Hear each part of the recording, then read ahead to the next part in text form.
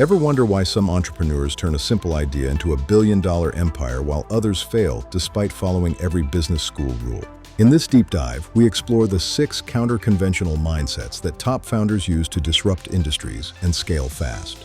From the story of Lynda.com's $1.5 billion exit to Elon Musk's unique cash flow strategy, you'll learn why sticking to best practices might be holding you back.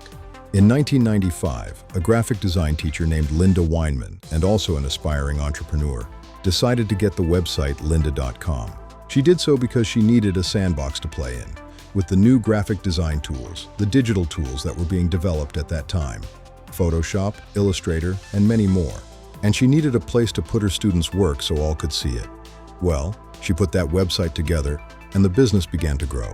And in 2002, she discovered it could be much, much more, so she moved all of her teaching online. Later, the business was sold to LinkedIn, who renamed it LinkedIn Learning. It sold for $1.5 billion US.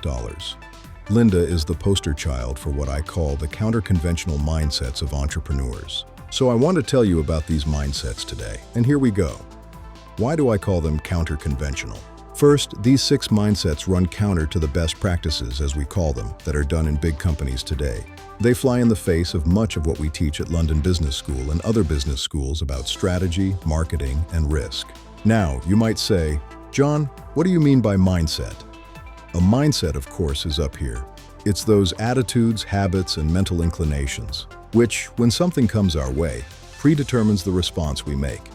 And those somethings are what we entrepreneurs call opportunities. So I want to tell you about these 6 mindsets, and the first one I call Yes We Can. Now, B-School Strategy 101 says the following. What we're supposed to do in a company is stick to our knitting. We've got to figure out what we're really good at, our core competencies, and we've got to invest in them, nurture them, make them more robust. And if somebody says, "Can you do something different?" what are we supposed to say? No, I'm sorry, we don't do that around here. Well, a Brazilian entrepreneur named Arnold Correa built a wonderful business that today is called Atmo Digital by disregarding those rules. He'd already reinvented his business twice to become a major provider of event management and production services. A customer with 260 stores across Brazil asked him, "Could we put televisions in my stores and build a satellite uplink so we can broadcast training?" What did he say? He said, "Yes, we could do that," even though he knew nothing about satellite technology and had never operated outside São Paulo. Then Walmart said, "Wouldn't it be cool if we had screens on the sales floor for advertising? Because then we could run advertising, so when the customer walks down the aisle for detergent, perhaps there's an ad for Procter & Gamble's detergent in that aisle." And what did Arnold say to that request? No, yes, we can do that. Over a period of years, Arnold reinvented his business fundamentally 4 different times by saying, "Yes, we can," to new customer requests. The second one I want to tell you about I call problem first, not product first logic. In big companies, it's all about the products. We see a new brand manager change the blue speckles in Tide to green and call it new improved. We see it with Coke, Diet, Zero, Vanilla, Cherry. I'm not so sure this is what innovation is all about. But entrepreneurs don't focus on products. We focus on problems. Let's look at Jonathan Thorne, who developed a technology that did something very useful. This is a surgical forceps. Almost every surgeon uses them, but there's a problem. They stick to human tissue during delicate work. Imagine a plastic surgeon doing final touches, and the tissue sticks.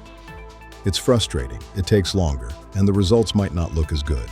Jonathan Thorne said, "You know, silver is a much better conductor of heat than steel."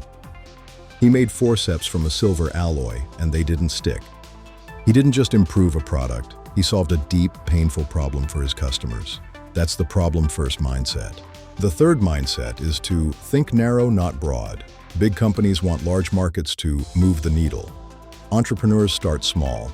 When Phil Knight started Nike, he didn't target everyone. He focused exclusively on elite distance runners who needed better traction and stability. By being an inch wide and a mile deep, he built a foundation of loyalty and performance that eventually allowed him to dominate the mass market. Mindset number 4, ask for the cash, ride the float. Conventional wisdom says you need capital first. Entrepreneurs say, use customer money. Elon Musk did this with the Tesla Model 3, collecting $1,000 deposits from 400,000 people before a single car was built. That's $400 million in free capital. Linda Weinman did the same with lynda.com, getting students to pay up front. This customer-funded model lets you grow without giving away your soul to VCs. The fifth mindset is beg, borrow, but please don't steal. Large companies want to own and control everything. Entrepreneurs prefer to borrow. Look at treetop adventure parks. They don't own the trees, they lease the space. By using other people's assets, you minimize risk and barrier to entry. Asset ownership is a burden. Borrowing assets keeps you agile and focuses your cash where it matters most, on growth and innovation. Finally, mindset number 6, seek forgiveness, not permission. In big companies, legal and compliance layers often kill great ideas before they start. Uber didn't ask taxi commissions for permission. They launched in a gray area, built a massive user base, and let the demand change the rules for them. This isn't about breaking the law.